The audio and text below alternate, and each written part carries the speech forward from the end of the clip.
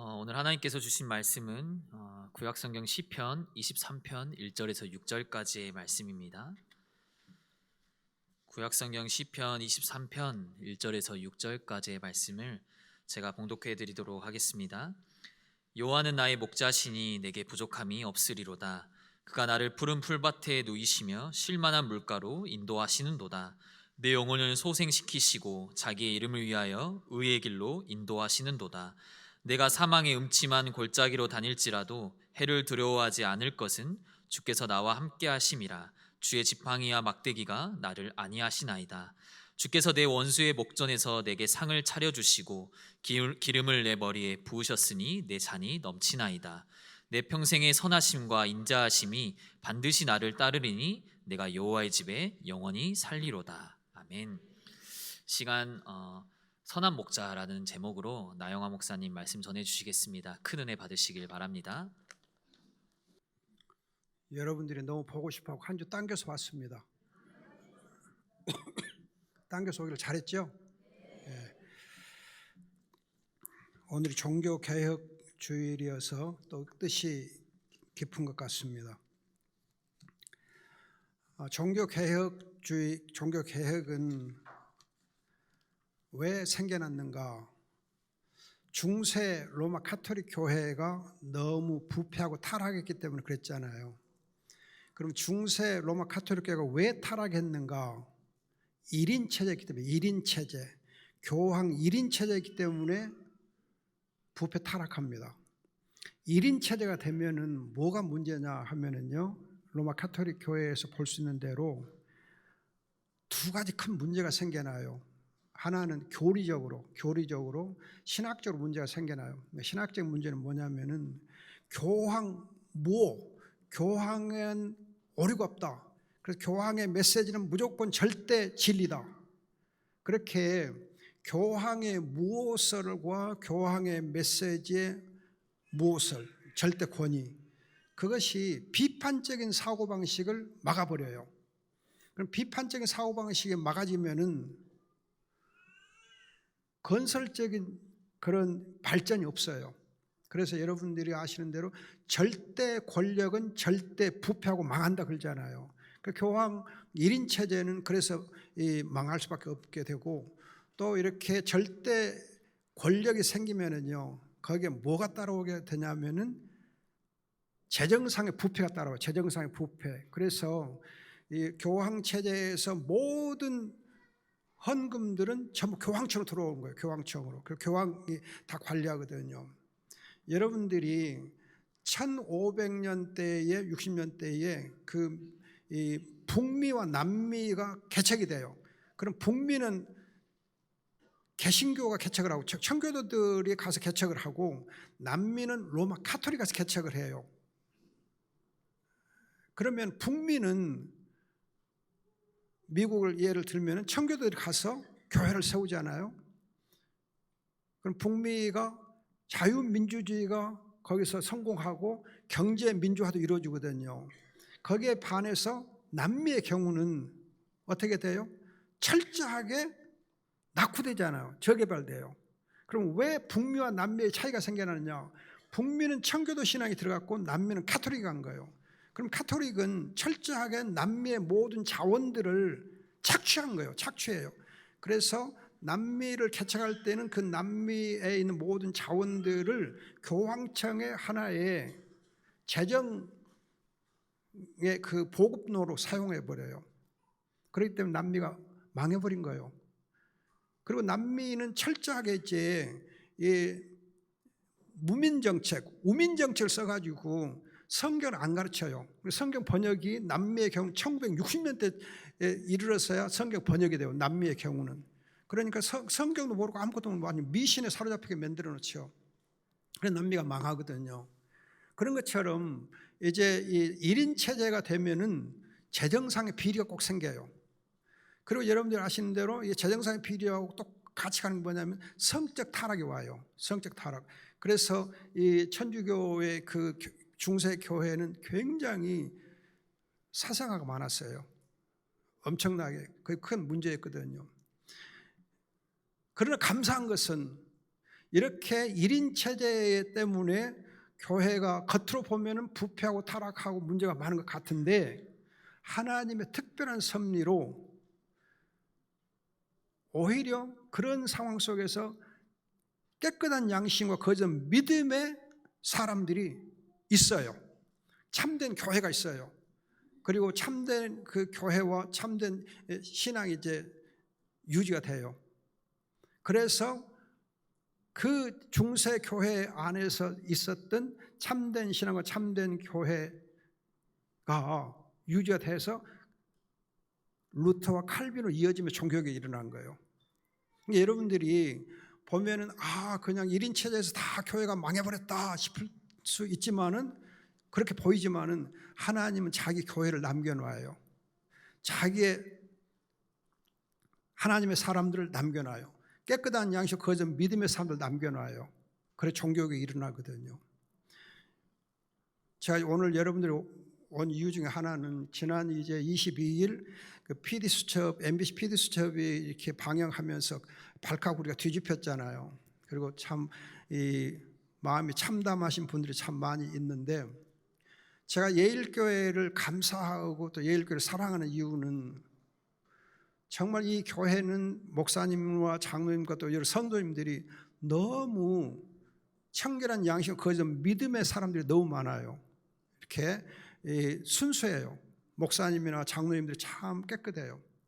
그러면 여러분들이 어떻게 타락하게 보이는 다락방 안에서 여러분 순수한 믿음을 지킬 수 있었는가? 하나님 어떻게 이렇게 할 수 있었는가? 제가 어렸을 때 짐승을 좋아했습니다. 그래서 짐승 키우기를 좋아했는데, 특히 소를 좋아해요. 소를 아주 좋아해요. 소가 이렇게 멍청해 보이는데 굉장히 소가 지혜로워요. 또 소는 그렇게 덩치가 크면서도 주인을 굉장히 좋아해요. 또 주인을 잘 알아요. 여러분, 개만 이렇게 주인을 잘 아는 거 아니고 소도 주인을 굉장히 잘 알아요. 그래서 그래서 소도 영물이라고 해요. 소도 영물. 굉장히 여러분, 소가 지혜로워요. 그래서 그 집에 어떤 우환이 들었다 싶을 때 소가 먼저 반응을 보여요. 소가 먼저 반응을 보여요. 그래서 소가 저녁에 잘 때 불안해요. 왜냐하면 그 악한 영들이 막 역사하고 그러려고 하면 소가 벌써 불안하고 그래요. 그래서 저녁에 잠을 소가 못 자요. 그럼 그럴 때 주인이 소를 향해서 지침을 해요. 그리고 이제 내가 깨어있다, 주인도 깨어있다 하고 신호를 보내. 그러면 소가 안심하고 자요. 그렇게 주인하고 잘 교감을 해요. 그런데 이 소가 보면은요, 제가 어렸을 때 소 풀을 좀 뜯겨봤거든요. 그럼 소가 풀을 뜯기면 소는 그냥 가서 막 이 풀을 열심히 잘 먹어요. 그런데 먹을 때 보면은요, 좋은 풀은 잘 골라서 먹고, 혹시 풀 속에 있는 그 못된 거라든지 또 이렇게 이렇게 마른 그런 거 있잖아요. 그럼 그런 것은 다 골라내요. 안 먹어요. 또 독초는 절대 안 먹어요. 또 이제 소죽을 써서 먹이잖아요. 그러면 소죽을 써서 할아버지 할머니들이 소죽 써갖고 딱 주면은 그 소가 열심히 잘 먹어요. 다 먹어요. 그런데 나중에 딱 보면은요, 어떻게 해요? 못 먹을 것은 한쪽으로 다 제껴놔. 보셨죠? 소를 안 키워봤구나.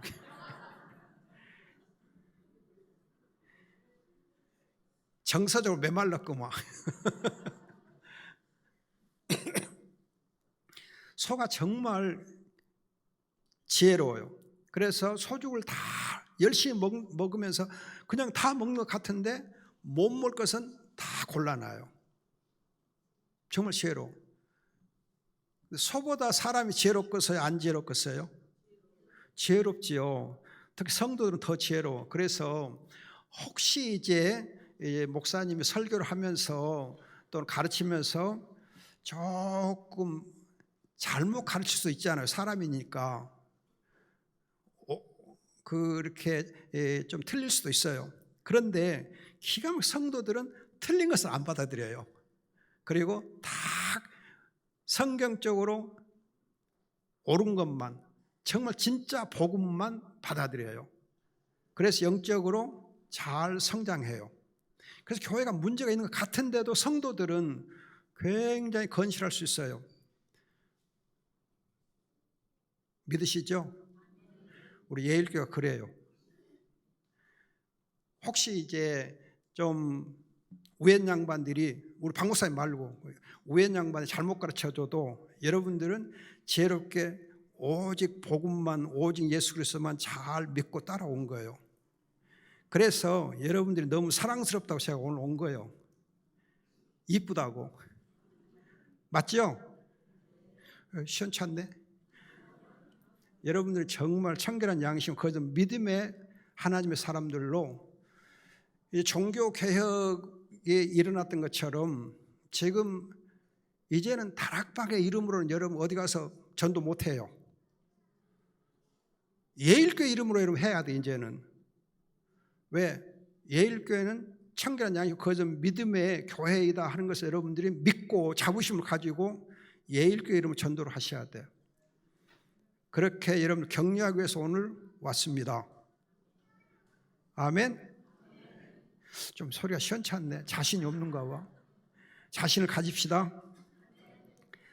그럼 여러분들이 이제는 어떻게 교회를 섬기고 어떻게 믿음 생활을 할 것인가? 선한 목자 예수 그리스도를 여러분들이 정말 예수 그리스도만 보고 따라야 돼. 사람을 보고 따르지 마시고 예수 그리스도와 그가 가르친 복음을 여러분 제대로 따라야 돼요. 사람 따르면 안 돼요. 그동안 여러분들이 사람을 너무 의지했어요. 사람을 우상시했어요.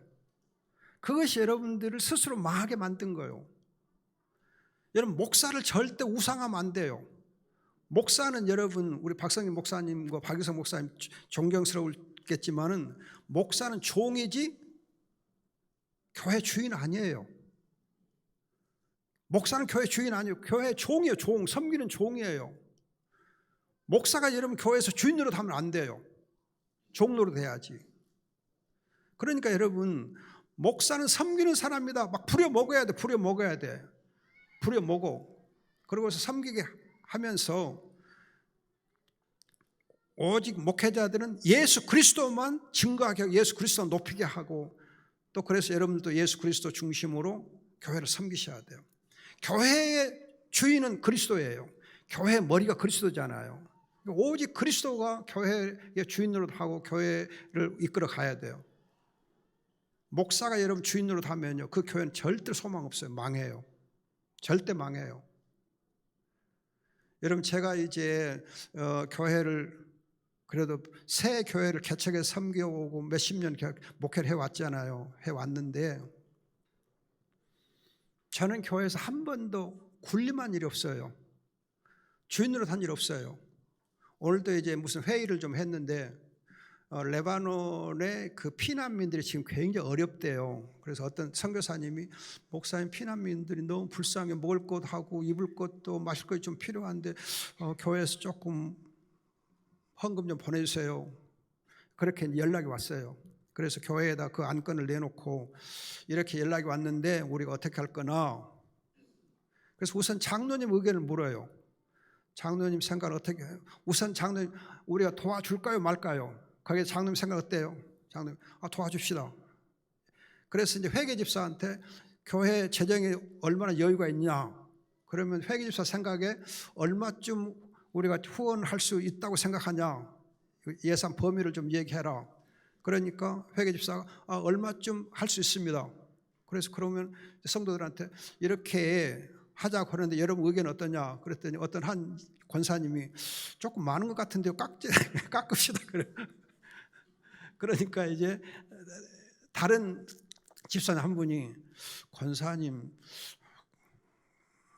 그거 아닌 것 같은데 우리가 이럴 때 좀 더 도우는 게 좋지 않겠어요? 그러니까 집사가 권사한테 더 돕자고 하니까 권사님이 어떻게 해? 집사한테 창피하잖아. 그러니까 자기 의견을 차려한 거예요. 회계집사님 말씀한 대로 하는 것도 좋겠습니다. 그래요. 그럼 다른 의견 없어요? 그랬더니 다 좋습니다. 그래서 얼마 하자고 결정을 한 거거든요. 그러니까 절대 내가 얼마를 하자 하고 제안한다든지 이렇게 하자 그렇게 하지 않고 장로님과 권사님과 집사님들이 의견을 내가지고 서로 의논해가지고 결정을 하게 한 거예요. 그럼 교회가 일치해서 하지 않아요? 그런 식으로 하는 거예요. 그런 식으로. 그렇게 해서 아무리 좋은 일이 있어도 목사가 지침을 내고 다 모든 걸 세부적으로 얘기하면 안 돼요. 성도들이 의견을 내가지고 같이 의논해서 하게 하는 거예요. 그런 식으로 여러분들이 교회를 지금까지 제가 섬겨왔거든요. 저는 교회를 개척하고 설립했지만은 제가 오래 교회를 혼자 섬기는 거 좋지 않다 해서 처음에 제가 개척했던 교회가 여러분 지금 문흥 쪽에 있는 광주 예양교회예요. 그 교회에 제가 10년만 딱 했어요. 10년 하고 물러주고 그 다음에 이제 오치 예양교회라고도 했어요. 오치 예양교회라고 그건 오치동에 있어요. 그걸 하고 그것도 10년만 제가 딱 하고 후임한테 물려주고 지금 제가 섬기고 있는 에덴 동산교회는 나이가 너무 많아서 했어요. 할 수 없이 했어요. 어쩔 수 없이 하게 됐는데 그래도 나 3년만 한다. 금년이 끝이다 하고 선포한 거예요. 아무리 교회에서 목사님 아직도 청년이잖아. 그건 나를 속이는 거고 나 청년 아니야. 노인네요. 노인은 노인하게 해야지. 그리고 제가 이제 금년까지만 하거든요. 여러분들이 정말 교회는 목사가 주인으로 더 안 되고 항상 성도들이 주인이 되도록 옆에서 도와줘야 돼요.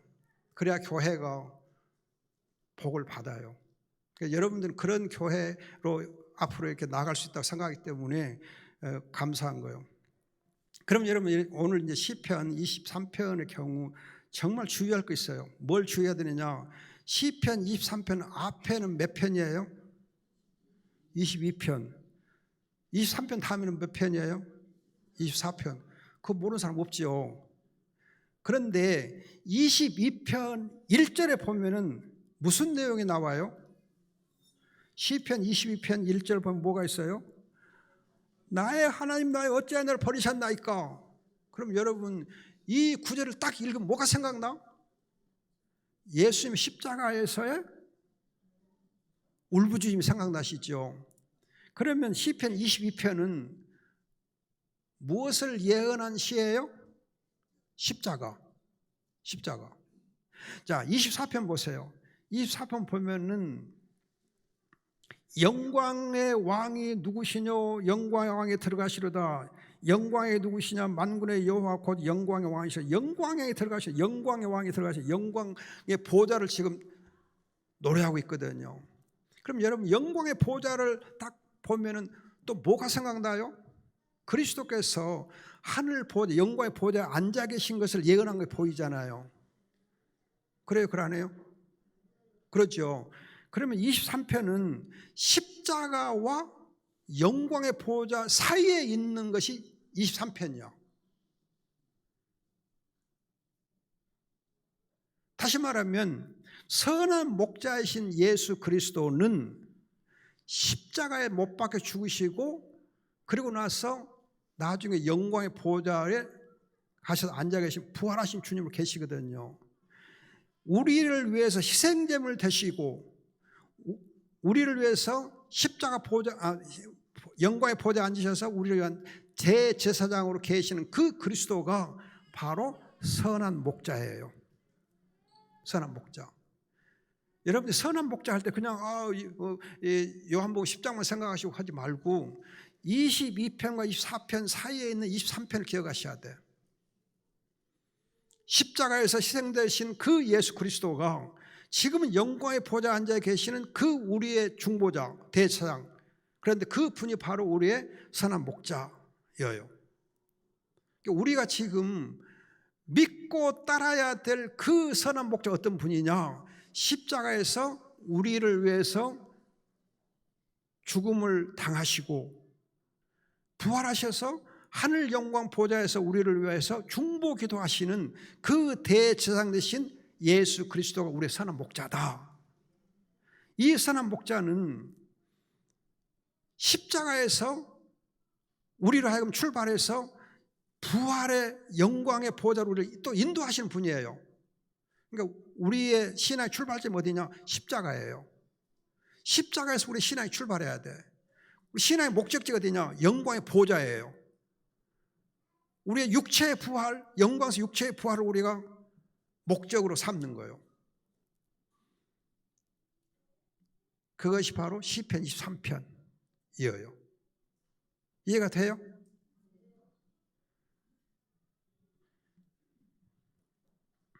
그럼 여러분들이 선한 목자는 어떤 분이신가? 선한 목자 어떤 분이신가? 볼 시간이 4시가 됐네요.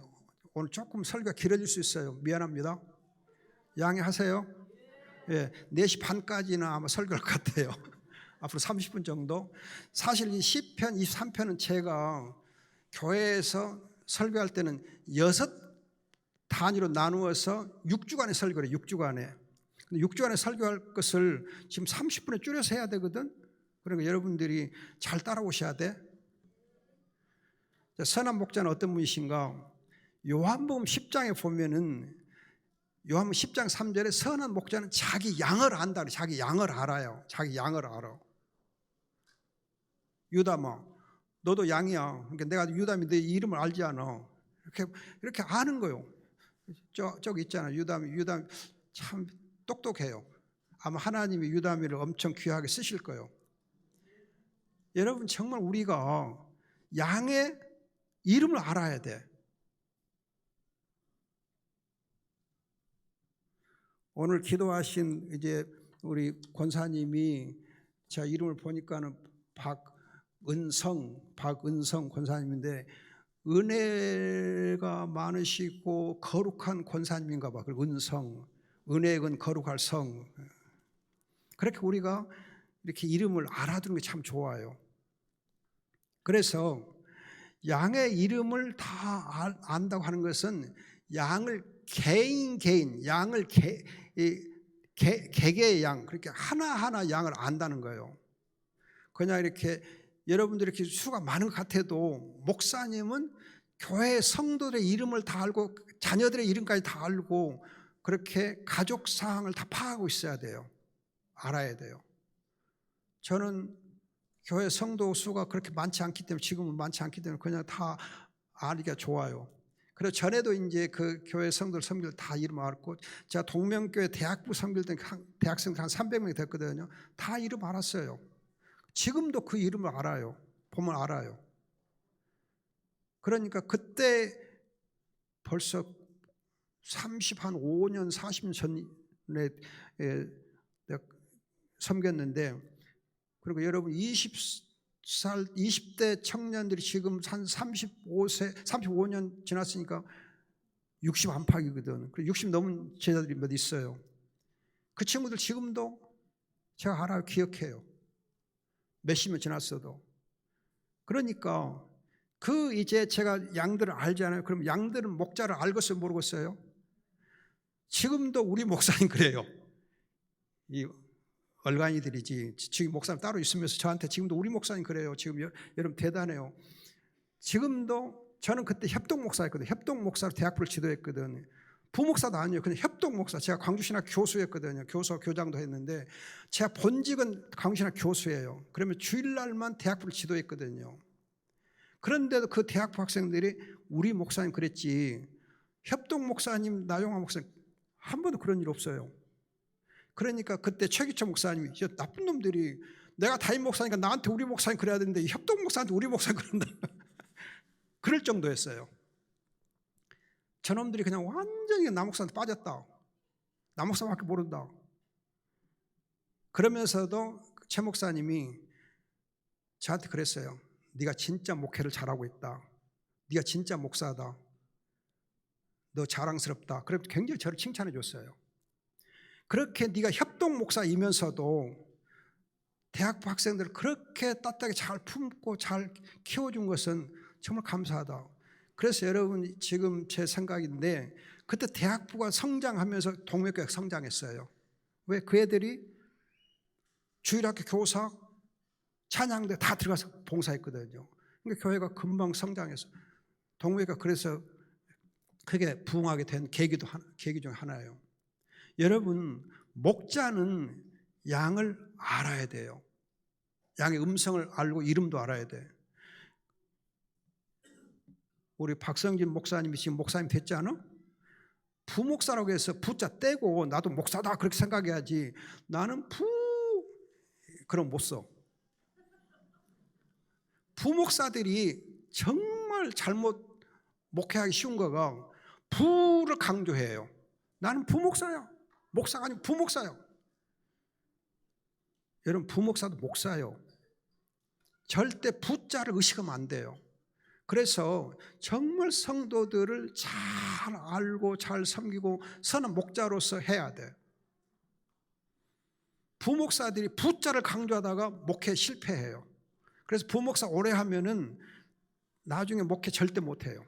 왜? 부자에 사로잡혀갖고 거기에 사로잡혀갖고 부 하다 보니까 성도를 자기 양들을 관리를 못하거든요. 자기 양이 없어. 물론 여러분, 이 교회는 담임 목사 중심으로 교회가 움직여야 돼요. 그러나 담임 목사님은 담임 목사님이고 부목사도 목사이기 때문에 자기에게 맡겨져 있는 분야에서의 양들은 다 잘 관리해야 돼요. 알고 섬겨야 돼요. 철저하게 섬겨야 돼요. 세밀하게 형편을 알고 인도해야 돼요. 그런가 하면은 요한복음 10장 10절 보면은 내가 온 것은, 선한 목자 온 것은 양으로 하여금 풍성한 생명을 얻게 하려 합니다. 풍성한 생명을. 그러니까 양떼가 풍성하게 생명을 누릴 수 있도록, 그의 삶이 풍성할 수 있도록, 행복할 수 있도록 잘 이끌어줘야 돼요. 아껴야 돼요. 정말 이 생명을 얻는 일을 위해서 열심을 다해야 돼요. 그런가 하면은 14절 보면은 목자가 양들을 정말 이렇게 깊이 정을 나눠야 돼요. 서로 정을 나눠야 돼요. 깊이 조절해야 돼요. 정을 나눠야 돼요. 여러분, 목자와 양이 정을 나누지 아니하잖아요. 정이 없는 목사, 그건 빵점이에요. 안 돼요. 성도들을 품고 눈물을 흘릴 수 있는 목자여야 돼요. 목사는 눈물이 있어야 돼요. 눈물이. 여러분, 엄마들이 애들을 키울 때 눈물로 키웠어? 안 키웠어? 눈물 흘리잖아요. 여러분, 애들이 아프면 눈물 흘리잖아요. 애들 좀 잘못되면 눈물 흘리잖아요. 엄마의 눈물을 보고 눈물을 먹으면서 자기들이 잘하잖아요. 아버지는 눈물 흘려요, 안 흘려요? 아버지는 속으로 울어. 속으로. 아버지는 속으로 울고 엄마는 겉으로 울어. 엄마는 눈물을 보이고 울고 아빠는 눈물을 삼키면서 울어. 그래서 사실은 아빠의 눈물이 더 진한 거예요. 그래서 이 자녀들이 아빠의 눈물을 아는 자녀들은 정말 지혜로운 거예요.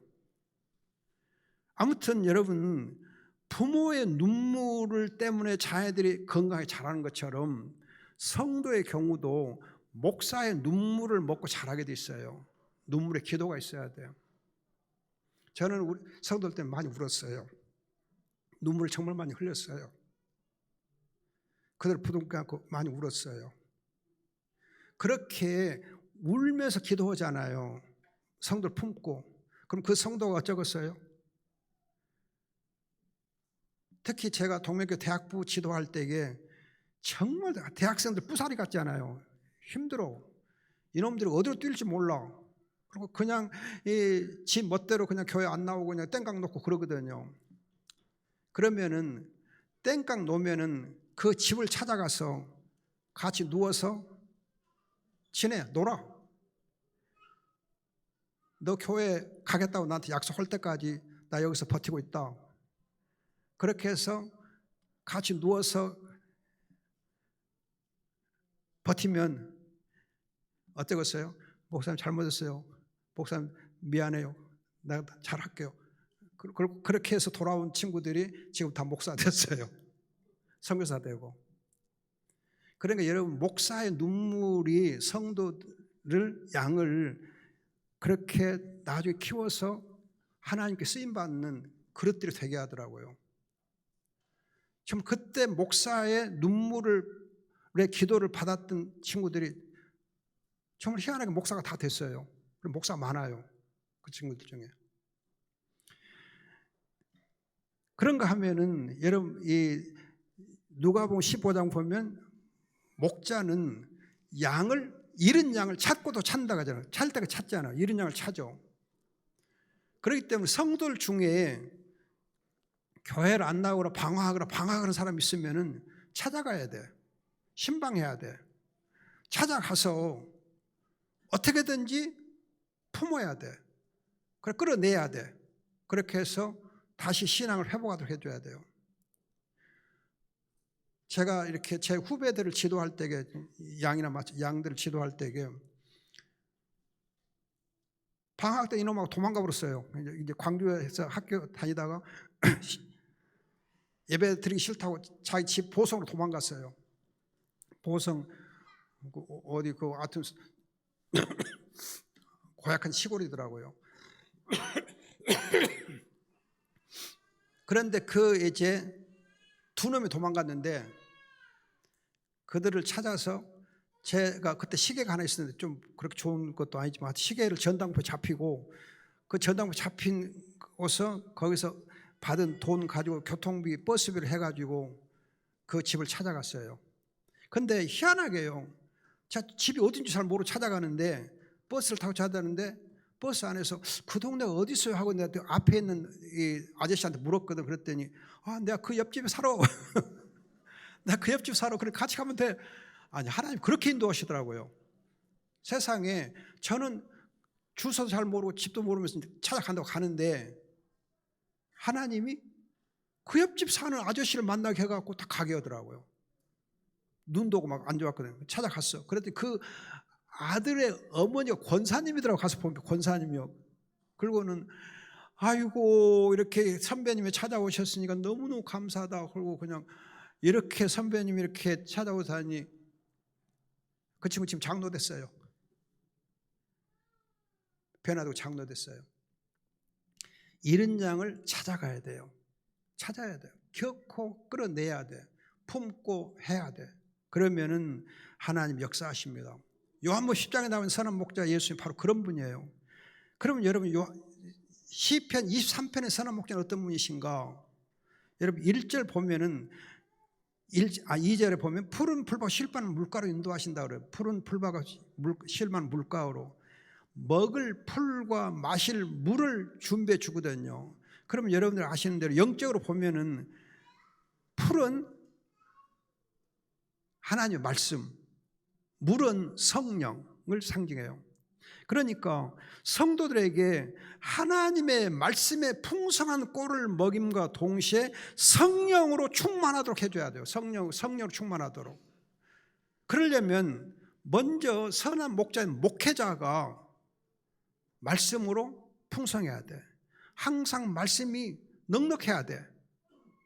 그리고 목회자가 먼저 성령 충만해야 돼. 성령으로 항상 충만하고 성령의 사람으로 있어야 돼. 말씀 충만, 성령 충만해야 양들을 푸른 풀밭으로 실만 물가로 인도할 수 있어요. 목사는 빼짝 말라고, 목사는 말씀도 안 읽고 말씀 묵상도 안 하고 그냥 기도도 안 하고 하는 주제이면서 성도들한테만 야 말씀 읽어라, 말씀 묵상해라, 기도해라, 성령 충만해라 되겠어요? 어림도 없어요. 절대 안 돼요. 목회는 말로 하는 거 아니에요. 삶으로 하는 거지. 말로 하지 않아요. 삶으로 해야 돼요. 말씀이 풍성하지 않는 목사, 기도가 풍성하지 않는 목사, 싹군이에요. 안 돼요. 먼저 목사가 하나님의 말씀을 깊이 묵상하고 말씀에서 은혜를 받아야 돼. 여러분, 저는 설교를 준비할 때에 어느 책을 보거나 다른 어떤 자료를 보지 않아요.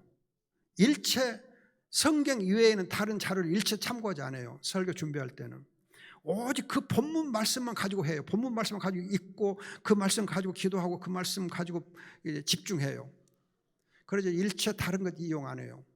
말씀만 해요. 그럼 여러분 말씀만 깊이 읽고 묵상하다 보면 그 말씀 속에서 하나님의 살아있는 음성을 먼저 목사가 들어야 돼. 목사가 들어야 돼요. 여러분 제가 처음에 얘기했듯이 시편 23편은 22편과 24편 사이에 있다 그렇게 말씀드렸잖아요. 여러분 처음 들어보지? 처음 들어보지? 어디서 들어봤어? 그건 다 아는 거잖아. 그런데 어떻게 시편 22편과 24편 사이에 시편 23편이 있다고 하는 사실을 강조하게 되느냐? 말씀 묵상하다 보니까 그렇게 깨닫는 거예요. 깨닫는 거예요. 그런데 시편 22편을 보니까 십자가고 시편 23편은 영광의 보좌고 그 사이에 선한 목자가 있네. 할렐루야. 엄청난 진리를 제가 발견한 거예요. 그래서 은혜를 받은 거예요. 그리고 이제 이 말씀 가지고 이렇게 가르치는 거죠. 하나님 역사하는 거죠. 그러니까 말씀 자체를 깊이 묵상해야 거기서 하나님 말씀을 주셔. 살아있는 말씀을 받는 거죠. 선한 목자는 살아있는 말씀, 푸른 꼴, 싱싱한 물, 성령, 충만 그것을 성도들에게 공급해 줘요. 따라서 여러분 정말 목회자는 깊은 설교, 깊은 기도의 사람이어야 돼요. 그러면서 성도들이 정말 하나님의 말씀을 잘 먹고 기도의 사람이 되게끔 도와주는 거죠. 그런가 하면 이제 3절 보면은 내 영혼을 소생시키시고 양을 소생시키는 것이 바로 목자가 하는 일이에요. 이 말이 무슨 말이냐 하면은 양은 여러분 양이 참 순하고 양이 착하고 흠도 없고 어쩌고 그렇게 양을 좋게 많이들 말씀하시는데 아니에요. 어린 양 대신 예수님은 왜 어린 양이라 하느냐? 희생 제물이니까 희생 제물 된 것을 의미하기 위해서 어린 양 예수님 그러지. 어린 양이 여러분 본래 순결하고 깨끗하고 지혜롭고 해서 어린 양 예수님 아니에요. 그러니까 여러분들이 어린 양은 희생 제물이라는 점에서 어린 양이지 예수님 어린 양이지 어린 양이 지혜롭고 이렇게 순진하고 그거 아니요. 여러분 양처럼 미련한 거 없어요. 양은 눈이 굉장히 안 좋아요. 눈이 안 좋아요. 그래서 양이 이렇게 무리로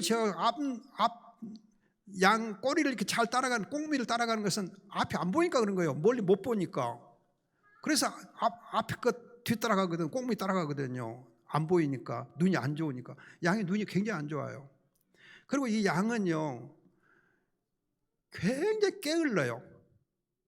양이 뛰는 거 봤어요? 잘 안 뛰어. 그냥 슬슬 걸어다니거든. 그러다가 또 이것이 조금 움푹 파이고 조금 이렇게 아늑하게 보면 거기가 잘 누워요. 그럼 눕다 보면은 벌렁 나자빠져. 네 발이 하늘로 올라가. 그러면 이것이 놀래 자빠져. 그러면 이것이 놀래면요 양은 위혹에 가스가 차갖고 금방 사지가 마비가 돼버려요. 그 사지에 마비가 오면은 양이 살아서 죽겠어? 그때는 뒤진다 그래. 금방 뒤져 죽어요. 그러면 목자가 어떻게 해야 되겠어요? 그 양을 마사지를 잘 해줘야 돼. 마사지. 그 양을 그냥 야 이 게으른 놈아 하고 발로 차버리면 죽어버려. 그러니까 그 양이 넘어져갖고 발발 떨고 있으면은 그 양을 살짝 가서 따뜻하게 마사지고 하면서 풀어줘야 돼요. 절대 때리면 안 돼요. 그렇게 소생시켜주는 거예요. 여러분 양은 자주 넘어져요. 넘어지면 겁 때문에 유혹에 가스가 차갖고 몸이 마비가 와. 그럼 목자는 그 양을 찾아서 부드럽게 마사지 해줘야 돼요. 그렇게 소생시켜줘야 돼요. 여러분 성도가 잘못했을 때에 잘못했다고 그냥 두드러 패면 안 돼. 어떤 목사님들은 막 설교하면서 두드러 패. 또 부흥 강사로 보면 두드러 패. 두드러 패면 자기 권위가 올라가도 생각하는데 절대 천만의 말씀. 여러분 아버지 어머니가 자녀들이 잘못했을 때에 자식의 종아리를 사정없이 때리는 것이 효과적이에요? 자기 종아리를 때리는 것이 효과적이에요? 엄마 아빠가 자식이 잘못했어. 그럴 때에 자식의 종아리를 사정없이 휘어쳐서 피가 나게 때리는 것이 효과적인가? 아니면 내 잘못이다, 내 탓이다 하고 울면서 내가 미안하다, 그리고 내가 오히려 회초를 맞아야 할 놈은 나다, 그리고 자기를 오히려 이렇게 회초를 때리면은 그것이 훨씬 더 효과적이에요. 길잖아요.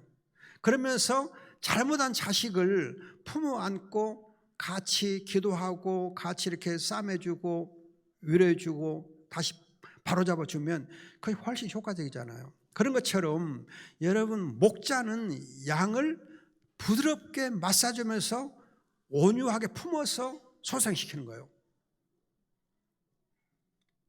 여러분, 교회에서 절대 여러분 성도가 좀 실수할 때 때려 패면 안 돼. 성준이 알았지? 절대 쥐어 패면 안 돼. 뭐 쥐어 팰 인상도 아닌데 아무튼 쥐어 패면 안 돼. 쥐어 패지 마. 성도를 때리면 안 돼. 함부로 때리면 안 돼. 물론 어떤 때는 징계할 때가 있어요. 그냥 너무 속썩이하고 안 되겠다, 안 되겠다. 용서는 몇 번 해도 안 되고 그냥 막다른 골목에 들어갔을 때는 때릴 수도 있어요. 그때는 때려도 괜찮아요. 그러나 함부로 때리면 안 돼요. 마구 때리면 안 돼. 때리는 것이 너무 습관화되면 안 돼. 어쩌다 때릴 수는 있지만은 함부로 마구잡이로 때리면 안 돼요. 성도를 따뜻하게 품어줘야 돼요. 잘못한 사람들 품어줘야 돼요. 여러분, 탕자의 뷰 보세요. 떠나간 그 자식을 품어주잖아요. 영접하고 함께 기뻐하잖아요. 그래서 목회자는 양을 늘 찾아 보살피고 따스하게 품어줘야 돼요. 따스하게 품어줘야 돼요.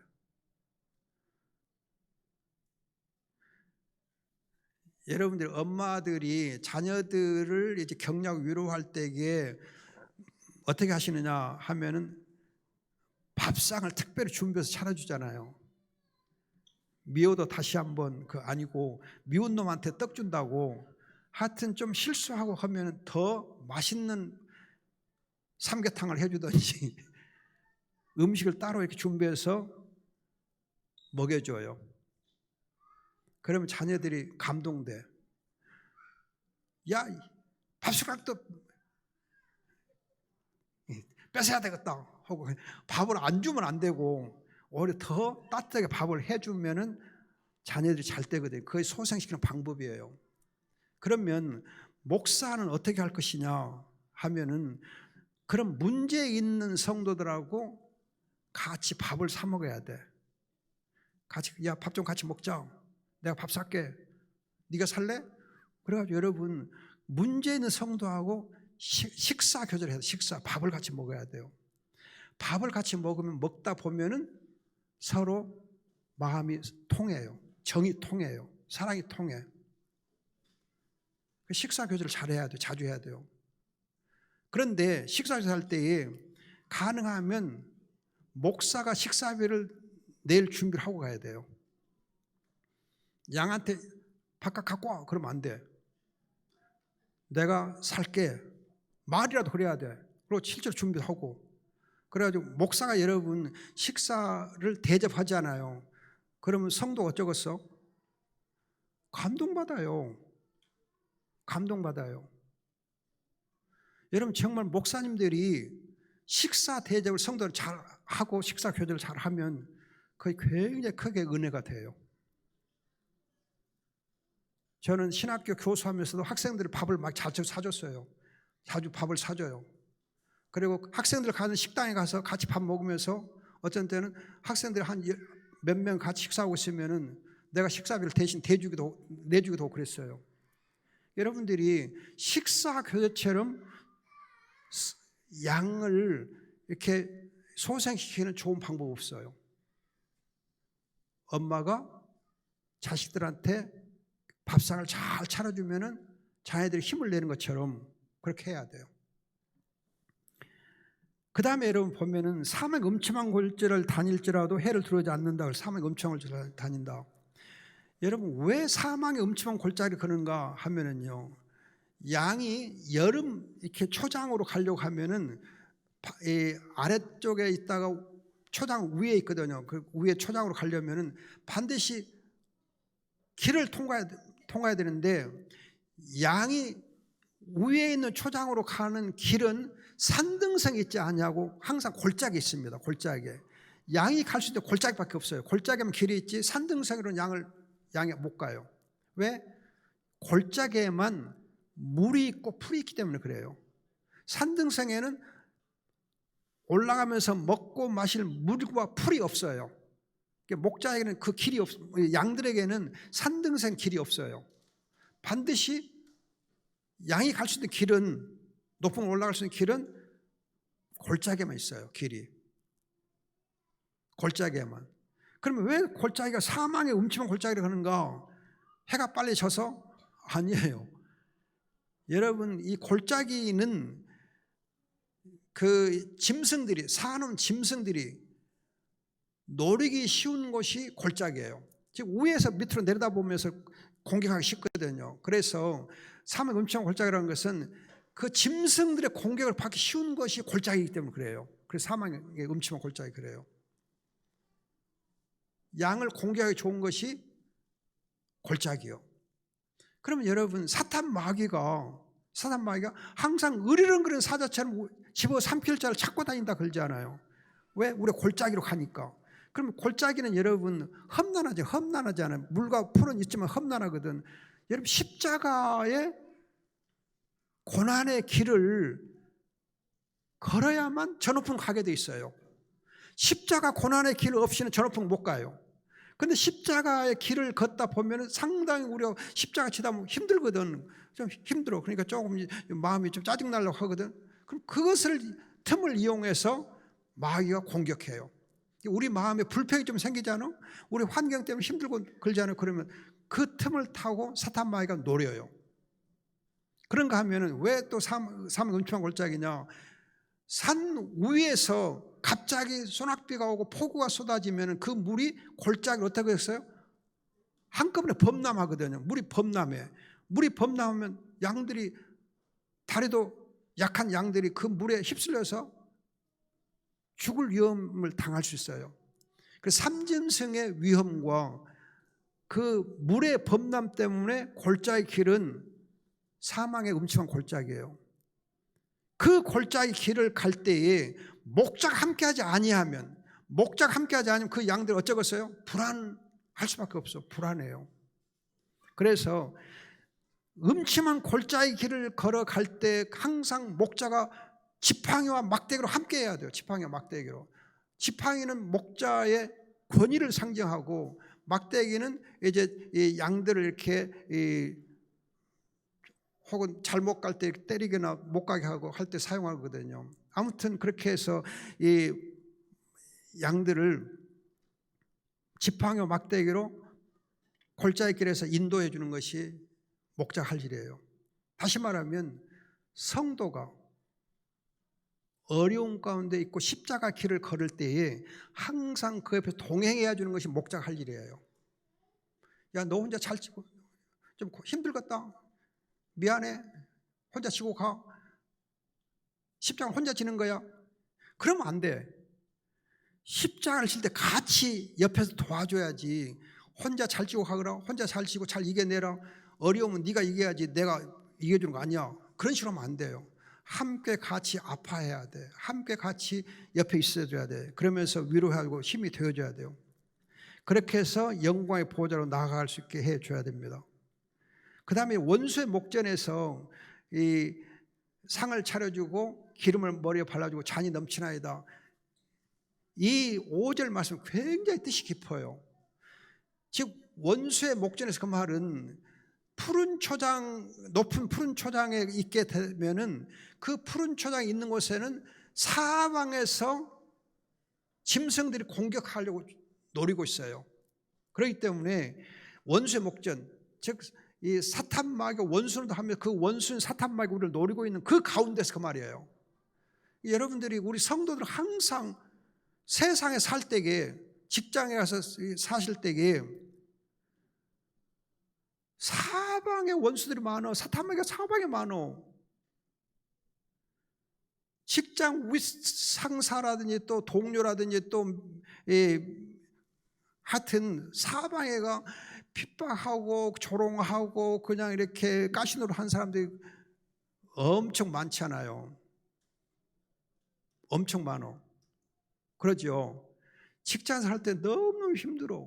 쉬운 거 아니에요. 여러분 정말 직장에서 하나님의 사람으로 청결한 양식 거룩한 믿음 지켜가면서 살려고 하는 것이 사는 것이 보통 힘든 거 아니에요. 어려워요.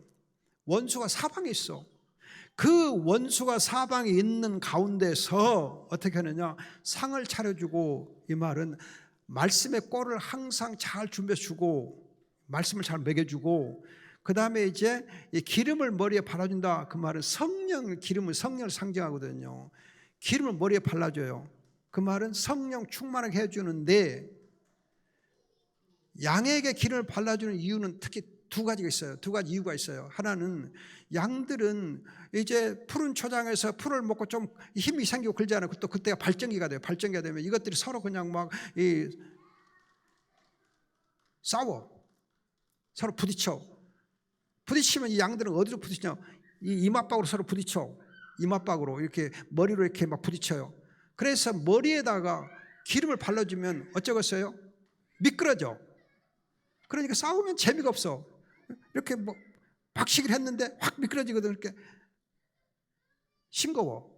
싸우는데 싱거워. 그러니까 이렇게 싸움을 치열하게 하지 못하도록 예방시켜 주는 것이 머리에 기름을 바르는 거예요. 서로 갈등이 없게끔 싸움이 못하게. 그 다음에 여러분 이렇게 기름을 발라준 이유는요, 푸른 초장 있게 되면은 파리가 이 양을 굉장히 힘들게 해요. 파리가 여러분 코에다가 실을 실으면, 파리가 알을 까놓으면 그 알이 이렇게 코에서 부화가 돼. 그 벌레가 돼. 뭐죠? 하여튼 그 알이 그렇게 벌레가 돼. 그래가지고 그것이 코액을 타고 올라가, 속으로 들어가, 코 속으로 들어가. 그럼 이것이 어디까지 올라가느냐 하면 뇌로 올라가 버려요. 그럼 여러분 그 코파리가 실을 실하고 그 씨가 부화가 돼서 벌레가 돼가지고 이렇게 파고 들어가고 코 속으로 들어가고 뇌로 들어가 버리면 어쩌겠어요? 양이 죽어. 그래서 여러분 양이 가장 두려워하는 것이 코파리예요. 양들이 코파리만 오면 그냥 막 즐거버려요. 그렇게 놀래요. 그냥 코에다 실을까 봐. 그래서 머리에다 이렇게 여러분 기름을 발라주면 그 기름이 코까지 내려오거든. 그럼 코 있는데 기름이 있으니까 코파리가 실을 싫더라도 또 기름 냄새가 있어서 코파리가 또 얼른 안 달아들기도 하고, 알을 놨더라도 그 기름의 알이 어떻게 되었어요? 기름에 쌓이니까 알이 죽어. 알이 실을 이렇게 벌어지고 부화를 못해요. 기름 때문에. 그래서 코파리의 그런 악한 것을 막아주는 것이 기름이에요. 그러니까 여러분 두 가지요. 하나는 싸움을 못하게 해주고, 또 코파리가 실을 못 싣게 해주면서 양을 안전하게 해주거든요. 그런가 하면 그 이제 기름은 이 양의 피부병도 머리에서 발생 피부병도 예방해주는 효과가 있어요. 그렇기 때문에 이런 원수들이 있는 가운데서 기름에 머리를 발라주는 것은 서로 간에 싸우지 않게 하고, 또 이제 코파리로부터 막아주고, 그러면서 피부병도 막아주는 일을 하는 것이 그거예요. 이걸 보면 목자는 양을 어떻게 보호해야 되는가 알 수 있잖아요. 성령으로 충만하게 해서 그 성령의 은혜로 말미암아 교회 안에 싸움이 없게, 서로 갈등이 없게, 서로 안 싸우게. 성령 충만 안 싸우거든. 싸워도 금방 문제 해결돼. 또 이제 어떤 그 마귀의 그런 이렇게 여러 장난으로부터 예방해주고 그러거든요. 그런가 하면 여러분 그 이제 잔이 넘쳐나, 이 말은 무슨 말이냐 하면은요, 그 이제 높은 초원지대 에는 갑자기 소낙비가 올 수 있어요. 소나기가 와요. 그럼 소낙비가 오면 양이 소낙비를 맞잖아요. 그럼 어쩌겠어요? 갑자기 소낙비를 맞았어. 양털에 물이 막 묻었어. 감기가 와요. 갑자기 여러분 생각해 봐. 우리가 그냥 갑자기 소낙비를 맞으면은 몸이 우스우스 떨리잖아요. 그런 것처럼 이 양이 소낙비를 맞으면 감기에 걸리기 쉬워요. 감기는 폐렴이 와. 그럼 양 죽어. 그러면 이제 그 양이 소낙비가 왔을 때 맞을 때에 어떻게 하느냐? 물에다가 술을 타죠. 그럼 술을 타주면 양은 알코올에 약하지 않아. 근데 그 물에다가 술을 좀 타주면 알코올이 있어갖고 그것을 마시면은 몸에서 열이 나. 그렇게 해서 잔이 넘쳐나다 그 말은 몸에서 열이 나게 해가지고 성령으로 열이 나게 해가지고 감기를 예방해 줘요. 건강하게 해줘. 그래서 잔이 넘쳐나다 그런 거예요. 성령으로 충만하게 해줘서 양이 그런 어려움을 이겨내게 하는 거예요. 이런 선한 목자가 양들이 해주는 이 모든 것들은 6절 보면은 선하시고 인자하심, 은혜와 인애와 긍휼로서 양들을 인도해 주는 거예요. 목자의 품성이 사랑 곧 인애와 은혜와 긍휼이 넘쳐야 돼요. 그렇게 하면서 해야 돼요. 그럼 여러분들이 은혜는 뭐냐? 호의, 거저 베풀어 주는 게 은혜예요. 인애는 뭐냐? 내리사랑, 변함없이 한없이 사랑해 주는 거. 실망하지 않고 한없이 사랑해 주는 것. 여러분 예수님께서 우리 실망하지 않잖아요. 주님은 나 실망시키지 않거든. 그런 것이 실망하지 않는 것처럼 양한테 실망하지 않는 사랑이 인애예요. 긍휼은 양의 아픔을 함께 나누는 사랑이 긍휼이에요. 그러니까 양한테 마음을 쏟아 주었고 그리고 끝까지 변함없이 사랑해 주고 양의 아픔을 함께 나누는 그걸 두고 선하심, 인애하심과 은혜와 긍휼이라 그래요.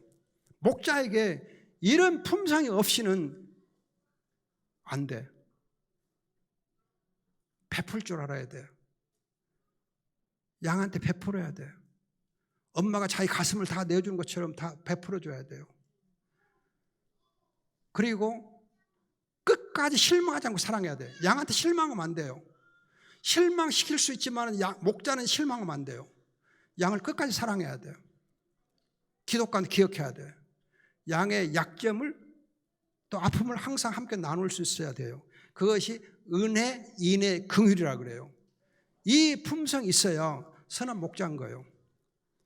여러분 제가 이렇게 시편 23편을 자세하게 말씀드린 것은 우리 교회가 예일교회가 이제는 다락방의 멍에서 벗어나서 이제 권위가 없어져 버린 다락방에 벗어나서 정말 선한 목자 예수 그리스도만 바라보고 또 그분을 본받아서 교회에서 우리 목사님과 또 여러분들이 다 선한 목자가 되어서 서로 청결한 양식 거룩한 믿음으로 교회를 잘 섬기기를 바라서 이 말씀을 드립니다. 하나님이 여러분과 함께 하시고 이제는 여러분들이 종교개혁주의를 맞이하면서 그동안에 정말 다락방에 망쳐놓았던 이 모든 전도 사역을 새롭게 여러분들이 다시 일으켜 나가야 돼요. 예일교회 이름으로. 이제는 다락방 이름으로 아무것도 할 수 없어요. 예일교회 이름으로 여러분들이 이제는 하나님의 복음 운동을 잘 하셔야 돼요. 여러분 할 수 있어요. 또 그렇게 여러분들을 세우셨어요. 예일교회는 예수님 제일교회. 그러니까 여러분 예수님 제일로 해서 잘 이렇게 해 나가실 수 있을 줄 믿고 또 그렇게 하실 길을 기대합니다. 아셨죠? 기도합시다. 좋으신 아버지 감사합니다.